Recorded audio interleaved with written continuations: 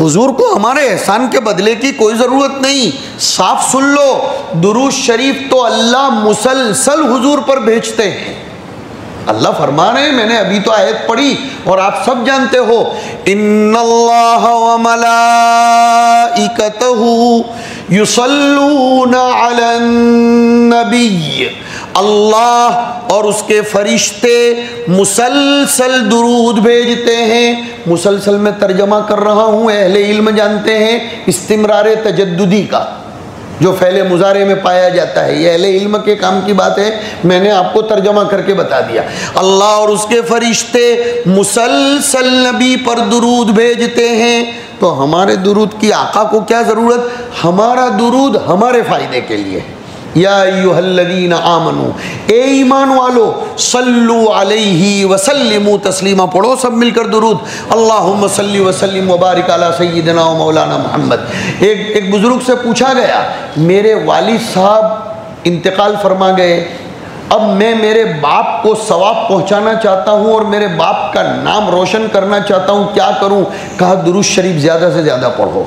کہا درود شریف پڑھنے سے میرے باپ کا نام کیسے روشن ہوگا؟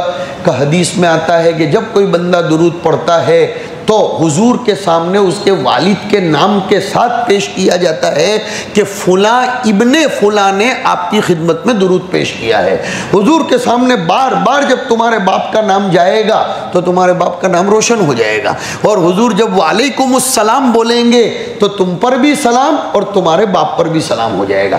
درود شریف پڑھنے کی سب سے بڑی فضیلت یہ ہے، آج ہی آزما کر دیکھ لو، دماغ کو سکون ملتا ہے، اس لیے کہ حضور سے ڈائریکٹ کنیکشن ہو جاتا ہے.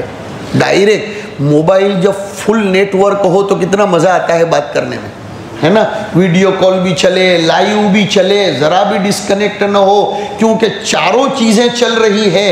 تو جب ڈائریکٹ حضور سے کنیکشن ہو جائے گا درود شریف کے نتیجے میں، تو پھر دنیا کا کوئی غم انسان کو نڈھال کبھی بھی نہیں کر سکے گا. درود شریف سے اللہ کی رحمتیں مسلسل برستی رہتی ہیں، اور درود شریف کی برکت سے حضور کے دربار میں بار بار ہمارا نام لیا جاتا ہے. جب میرے سامنے صورت کے کوئی آدمی کے بار بار سلام آئیں گے تو مجھے خود کو طلب ہوگی کہ یار ان سے کبھی ملنا چاہیے، وہ بیچارہ بار بار تو حضور درود کی برکت سے قیامت کے دن خود یاد کریں گے کہ فلاں آدمی کہاں ہے یار جو مجھے بار بار درود بھیجتا تھا، اس کو بلاؤ، میں اسے ملنا چاہتا ہوں. کتنا بڑا فائدہ ہے. لہذا آج یہ طے کرو، ربیع الاول کا پیغام ہے کہ درود کثرت سے پڑھو، اور آج تو جمعہ ہے، کثرت سے درود پڑھو، حضور کے لیے نہیں ہمارے لیے. اور درود شریف ایک ایسی عبادت ہے جس کے لیے وضو ہونا بھی ضروری نہیں، غسل ہونا بھی ضروری نہیں، بلکہ حضرت شیخ نے تو لکھا کہ اگر درود شریف ریاکاری کے طور پر بھی پڑھا جائے تو بھی قبول ہو جاتا ہے. عجیب بات ہے، کوئی عبادت ریاکاری کے ساتھ قبول نہیں ہوتی، اونلی درود شریف کہ وہ ریاکاری کے ساتھ بھی پڑھا جائے تو قبول ہو جاتا ہے. وقت ہو چکا ہے ورنہ اور کچھ کہتا. درود شریف کی پابندی کرو. اللہ رب العزت ہمیں اپنے آقا کا مقرب بنائے، اپنے آقا کے احسانات کو یاد کرنے اور رکھنے والا ہمیں بنائے، اور آقا علیہ الصلاۃ والسلام کے حقوق کو کسی درجہ ادا کرنے کی ہم سب کو توفیق نصیب فرمائے. وصلی اللہ وسلم علی نبینا و مولانا محمد وعلی آلہ و اصحابہ اجمعین.